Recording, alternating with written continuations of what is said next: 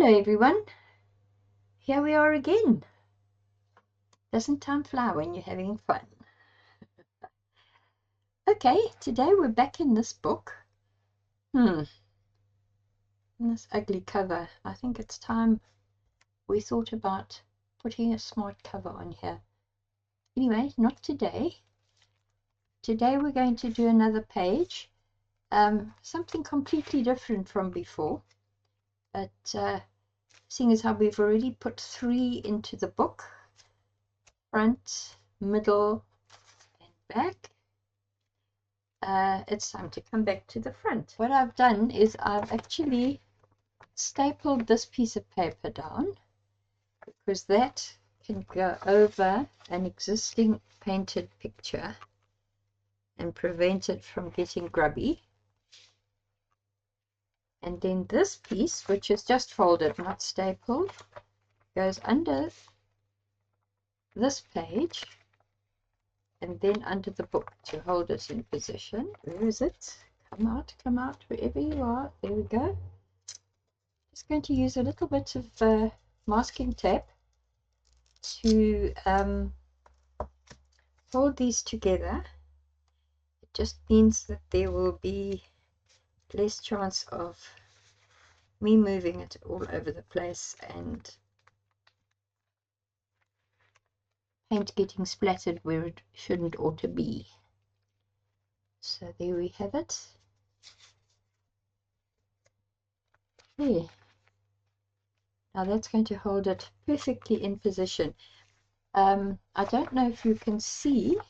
Let me hold it up here. Perhaps it's easier. You should be able to see that this page is one that's been gessoed and that it is glued down to another page, hence a little bit of rippling. But we're going to solve that problem with what comes next. Going just a tad retro or vintage or whatever you'd like to call it, because I'm going to use book pages as a background. Now this is very old. It was from the 1920s originally, and what I've done is I took it apart to do an altered book for my granddaughter's birthday present last year, and these are the spare pages that came out of the book. I will actually, if you go onto our Facebook page, you will see photos of that book. I was very proud of it, although it is a tad amateur, but yeah, it was one of my very first projects when I was in a lot of pain and doing art journaling just to help me cope with the pain, which is now gone, folks. One day we can have a little chat about what happened, how it happened, and how I was fixed. But here we go. So what I'm going to do, because these, as you can see, are small pages and they're not going to fit on here all that well, so what I'm going to do is I'm actually just going to tear this to create a kind of a ragged edge, because I do like a ragged edge on these book pages. Somehow it just seems to add to the charm. But I'd like to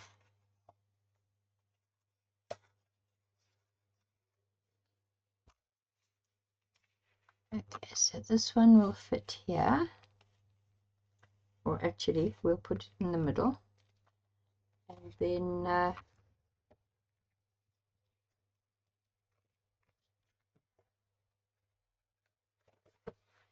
this one will also be cut just to add on to here. Let's do that quickly.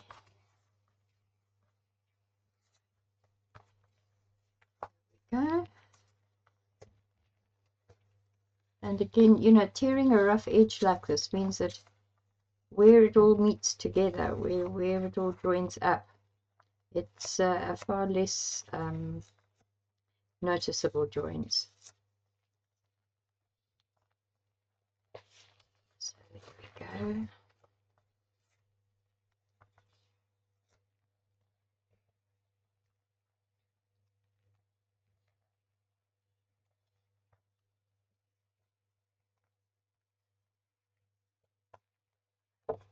And we've done it. Okay. So that will fit there. And then obviously on the edge of the page we need it to be a better fix. So I think I might just do that. Slip that under there.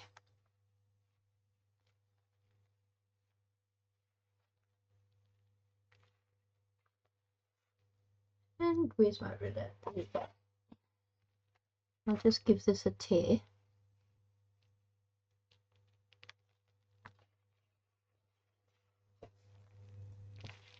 There we are. Put that like that. And then we take this one. Well, we'll start with this one because you brought it here. Put that across the bottom like that. And then we'll tear off another piece for the top.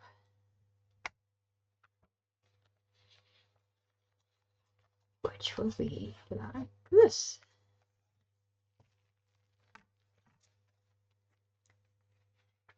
On there.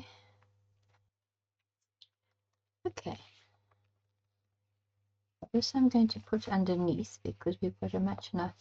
Oh, hang on. I can just make a more interesting tear along the edge. Okay.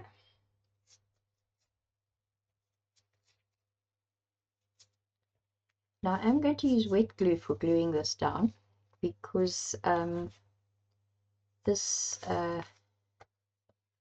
paper is very thick and I'm not too sure how the glue stick will react. You know, the paper can become a little bit powdery, this old stuff, so yeah. Anyway, here we go. I did transfer my glue into one of these little bottles that I got. It's rather lovely because it means you can put a lovely narrow tip to it, which covers up nicely. And I'm about to find out whether or not the glue has thickened inside the bottle. Here we go, guys. Done that? No, it hasn't. Well, it has to a certain degree, but I think if I push hard, I'll be able to get it on. Just clear the nozzle somewhat. As long as the bottle doesn't explode on me, I'll be I don't think it will. There we go. There we go. And then I'll show you how I spread this glue. Some lucky people have something called a glue spreader. But what I have is a palette knife, which works just as well. There we go. See.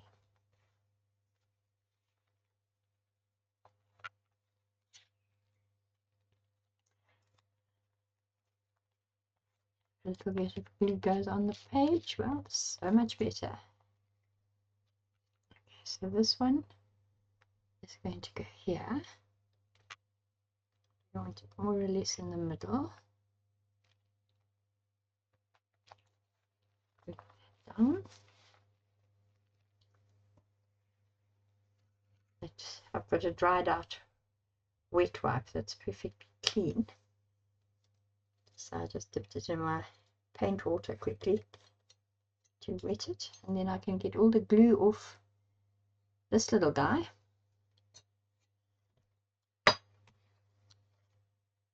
This one is going to go this way.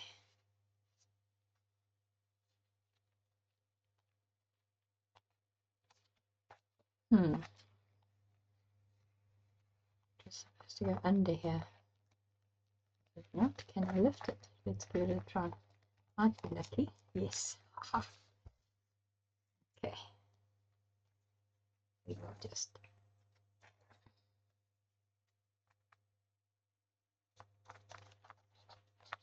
some glue across the bottom there.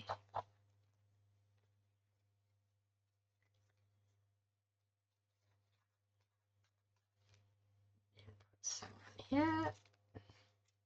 Sorry, I need to work in camera. I'm getting a bit distracted here.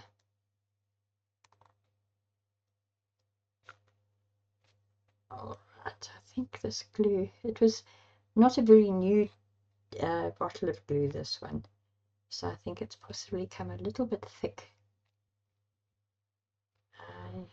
Might be water-based, I'll find out. But if it is, then my problem is solved, because I can just add a couple of drops of water.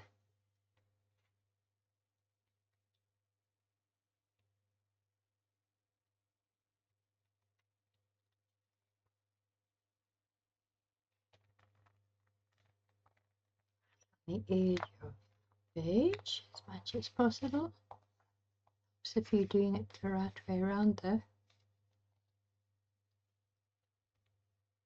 I'm getting there. I don't know why I'm so distracted today.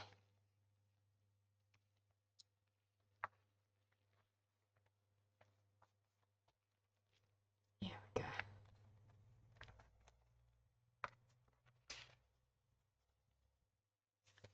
This one was going to go across the bottom. So there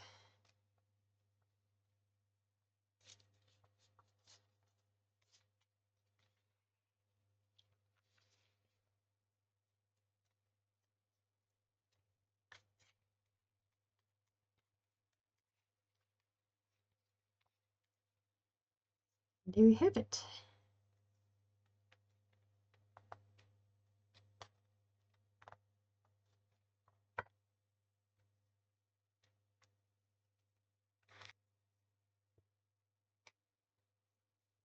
Now the final stretch, I think I'm actually just going to do it straight onto the page.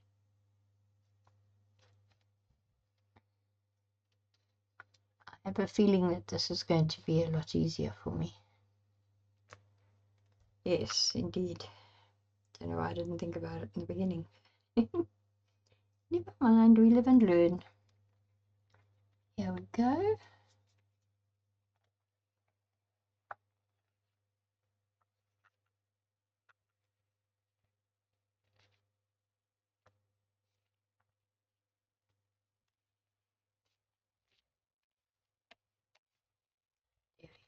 Then we've just got little spots to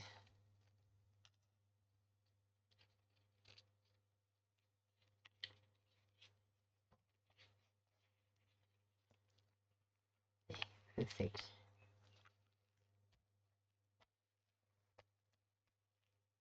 It's better. Okay. I think that's going to be quite nice. Take this off now, just long enough for me to check.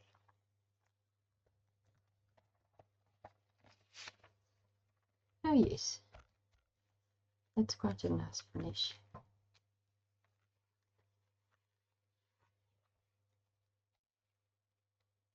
Very amount of rippling on the back of this again, but that is the quality of the paper in the book.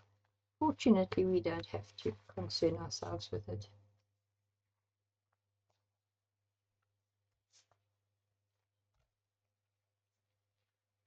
I think just to make sure that everything gets glued down properly, let's do the little bone folder thingy. There we go.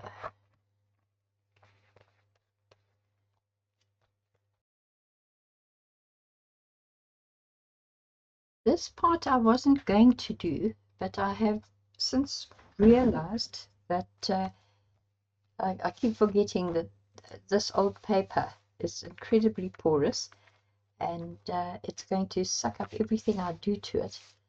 So I do need a little bit of a protective layer. So what I'm doing is I'm going to paint it with the clear liquid matte medium,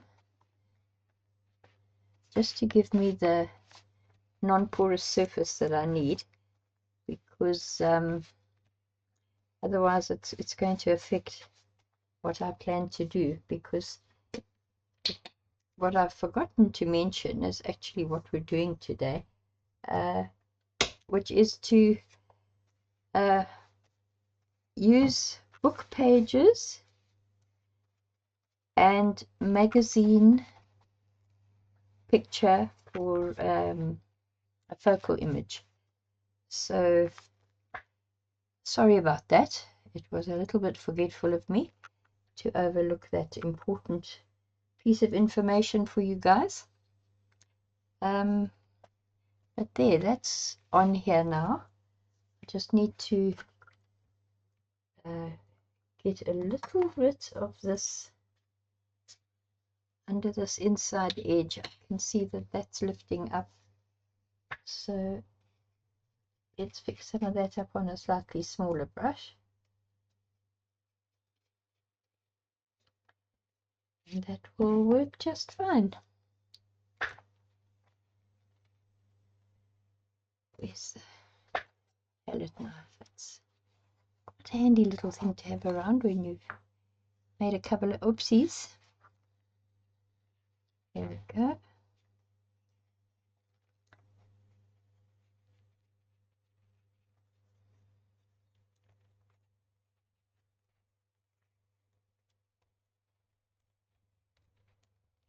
Perfect. Now we just wait for that to dry. Well, you guys don't wait, I wait. And we'll move on to the next step very shortly. It's time now. This is dry, so I want to colorize it a little, not too much, but a little. And there's a color that I've found which I absolutely adore, because it has the ability to antique anything I want to. So this is raw umber. You can see the interesting look of it. It's very pale considering umbers. Sorry, raw sienna. What am I saying? This is the raw sienna. And we all know what burnt sienna is. It's that lovely dark burnt orange look. But this is the raw sienna. And I'm going to use a sponge, because if you recall, I've just painted this with liquid matte medium, which has now created the oh my goodness, what's wrong with my head today? The non-porous background, the non-porous page. So I'll be able to smear quite nicely with my trusty little makeup sponge. And I've just sprayed here with some water to dilute this a bit, and we'll see how it looks. Need to spray this page as well, I think, just to make it easier to spread, because I just want it to look slightly antiqued, a little bit old and stained, you know. And I think this will work. You'll probably understand why when you see what I'm using for a focal point here, because the look at the aging. Look how nicely it's come up. I'm loving this. Sorry, got a bit sidetracked there, but I think that looks gorgeous. So, yeah. I am going to do some edging as well. The edging that I said I was going to do previously on another page that I never got around to doing because I went off at a tangent. But this is perfect. Now it looks like one of those really old book pages. It's been got wet and then been left out in the sun to dry, and no, I'm very happy with that. I think that's fabulous. So I'm going to let that dry now. And as soon as it's dry, then I'm going to take my, you see, this is that angle brush I was talking about way back when in our very first video. This is what you use to edge, and we'll do it once this is completely dry. But yeah, now we wait for this to dry. Well, I wait for this to dry. Well, here we are. I'm busy doing the edging.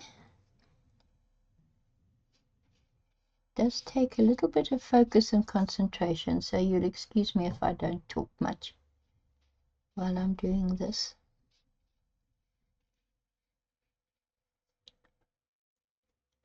Oh, it's coming along quite nicely there. Not too bad. Could have been worse. No, that sounds a bit negative. I didn't mean to sound negative, guys.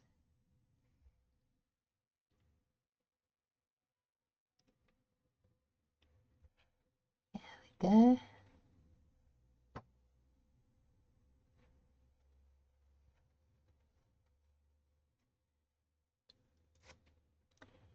The uneven application of the book page has kind of spoilt what I was hoping to achieve here, but it's not the end of the world. It's not like it's a mess. It's just not quite what I had in mind, but that's all right.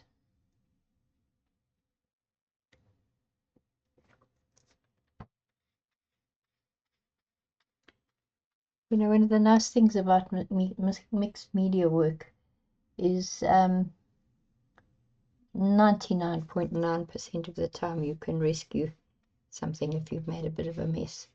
You just have to change it slightly and maybe not do it exactly the way you intend it to, but you can still save it and it still ends up looking very attractive,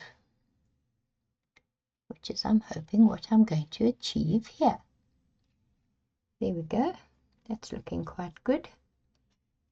So now we will leave this to dry, and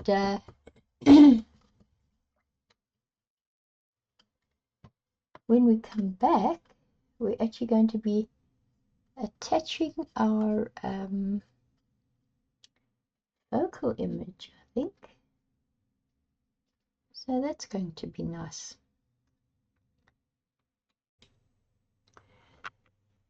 There we are, the paper's nice and dry. And while I was waiting, I fussy cut out our focal point, which comes from a magazine. It's rather adorable. It's a little Harlequin doll, I think they used to call them. I'm not sure. They're very popular in the 1920s, I believe, and used as a decor item. You know, you'd have one sitting on your cushion on your bed or something like that. But the little hands and legs, the arms and legs and faces are made of porcelain. So they were also known as China dolls. And then they were always dressed in very rich fabrics. This is a lovely, looks like a Chinese or Japanese silk with gold thread going through it, which is rather beautiful. Anyway, what we're going to do is we're going to stick her down to this page with our liquid matte medium, and seal her with liquid matte medium as well, because we want it to be nice and easy to keep clean. We want it to be able to be wiped if there's a disaster at some point. So we want a non-porous surface, don't we? Let me just position her the way I had intended. Not quite right, but we'll get there. Here we go. Perfect. That's how I envisioned her being placed on the page. Let's just make sure I've got enough liquid matte medium underneath.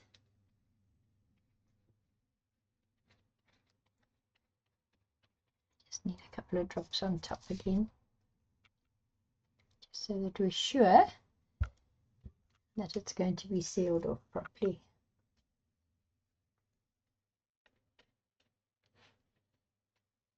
There we go. Around here. Adorable. I think she's just too sweet. I can just spread this across the page. It won't do it any harm to get in a little extra coating of liquid matte medium.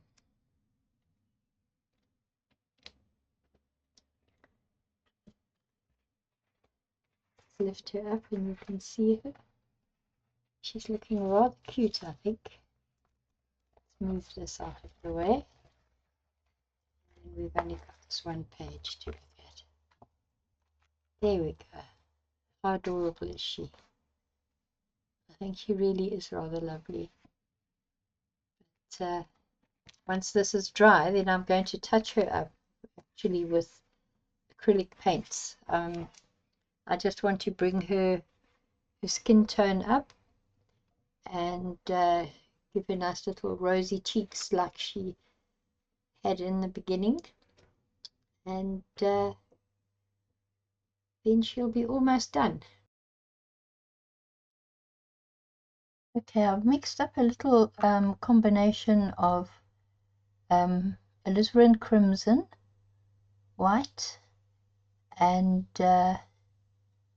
raw sienna to give me a very pale pink that will do her little round cheek blotches, because that's how they did it in those days. There was this little round, just make it, put a touch more color in there. There you go. Little round cheeks. I think the skin tone on its own is good enough. So I'm going to leave that. But what I do want to do is I want to put something in the background. I've chosen my words. Let me show you that, because I think then it puts everything into context. It's going to say dance.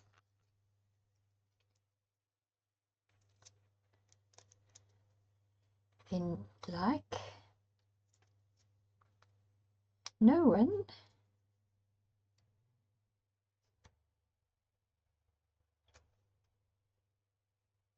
What's happened to the is? I had a little is here somewhere. Okay, I'll have to do that one again. So it's going to be dance like no one is watching, because she does rather look as if she's doing some little funky dance. So just to add a bit of interest to the background, I'm going to use my wavy line homemade rubber stamp to put some gold streamers coming down behind her. So let me do that quickly. Just going to put a blob of gold paint down here. Something I have noticed with other people, when they use metallic paints on a picture, it doesn't seem to show all that well on the actual video. So I'm hoping this is going to be slightly different, but we shall see. Now I'm going to spray this with a little bit of water just to make it slightly more creamy. Spread it out with my, one of my makeup sponges. This latex sponge is very, very fine, and it's beautiful for doing all kinds of things, as you've noticed previously with the masterboards we made. They do turn out rather lovely. I'm going to start off by trying to do it with a sponge. If that doesn't work, then I will just blot it onto the glass sheet that I use for mixing my paints. Let's see how that looks. I am off camera, am I not? There we go. Alright, not too bad. I think I can get away with this. I'm so sorry I moved this off camera. I really have to learn to pay attention. Alright, dance like no one watching. That can go back in the little container for now. Let's put a bit more on this stamp.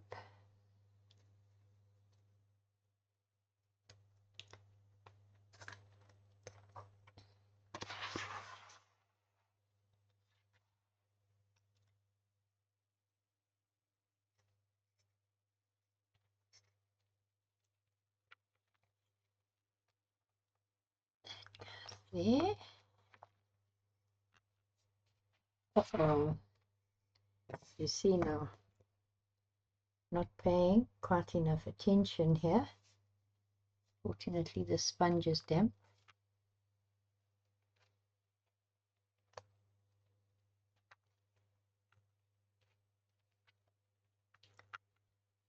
Just wipe that gold paint off. Put this paper cover back on here, just to protect the previous picture. There we go. Now let's go back to this.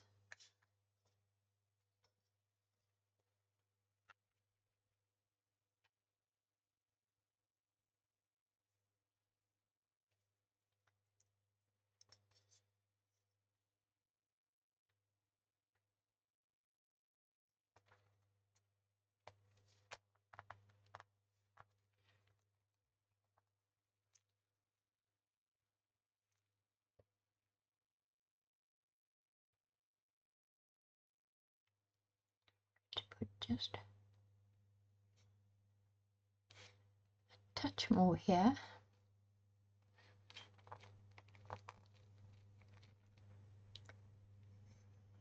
There, I think that will be enough.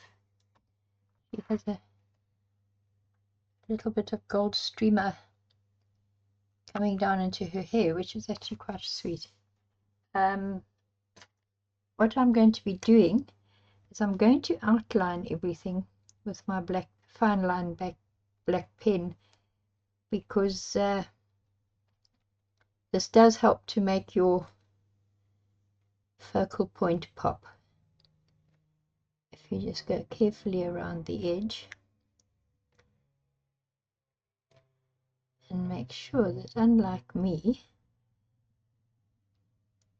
you don't kind of wobble your pen and go straight up and across the item that you're outlining, because that can be quite annoying. You see, it seems to pop out a lot better. So that's what I'm going to do here.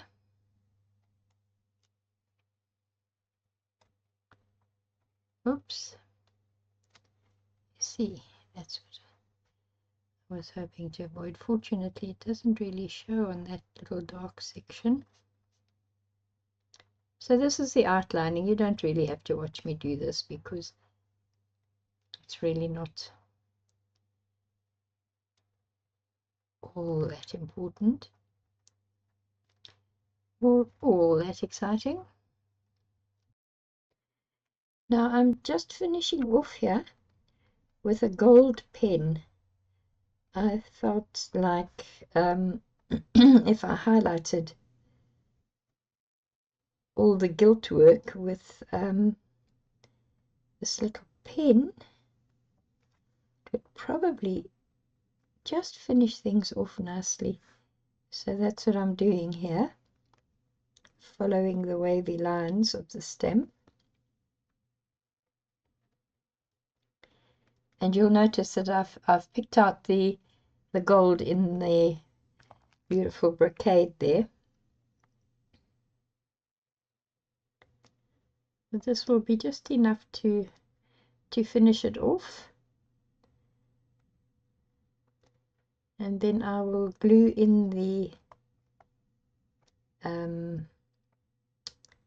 comment, and we'll be done. Possibly I'll do the comment offline, off camera, because it's very basic. You don't really need to see me just putting glue on little bits of paper and sticking it on the page. So I will put you out of your misery as far as that's concerned. But I do think that this little frill will probably look quite pretty with a little bit of gold detail on it. So what I'm doing is I'm just putting little gold dots around the very edge of the frill, and I might just possibly run the pen across the, no, I don't think I will. I was going to say run the pen across the edge of the frill, across the hem of the frill, just to accentuate it, but I think this is enough. I think this is actually, anything more than this would probably be overkill. Personal opinion. You may beg to differ, but that's fine. We all have our own tastes and our own way of drawing attention to things we want to draw attention to. But have a look at that. Let's see if we can catch the light with this, because you know, there we go, the gold on the little outfit is catching the light quite nicely. And are we going to get it onto the frill? Yes, we're getting it onto the frill. And you can see I've just I used a pen, a black pen on the dark hair. So what you're seeing there is just the yellow light. It's not actually going to shine as gold. That's just, there we go. That's more like it. But I think I've done enough fiddling with the actual doll herself. And let me put in the comments, do a last minute tidy up, and then I'll show you the finished picture before we end for the day. Thank you so much for watching. I really hope you've enjoyed it. You know, sometimes you think you're finished with something, and you have another look at it and realize that it's not quite finished. This is what happened to me today. I was all done and about to finish the video when I looked at it and I thought, you know what, it's boring.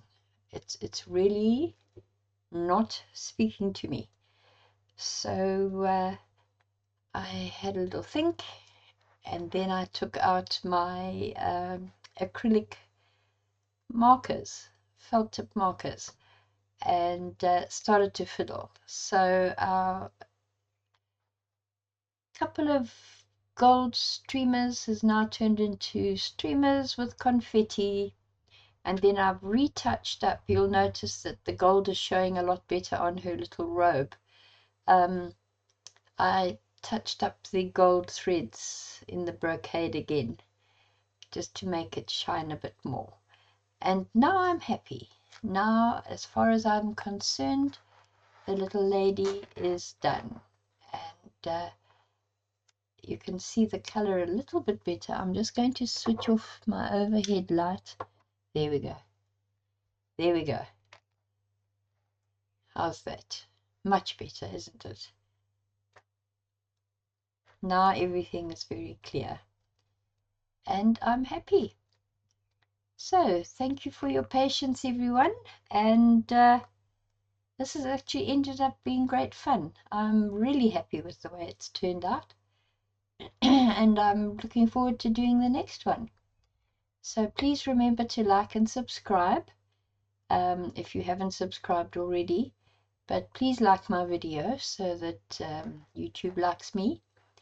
And we will see you next time, next week. Until then, keep well, keep safe, and be happy. Bye-bye.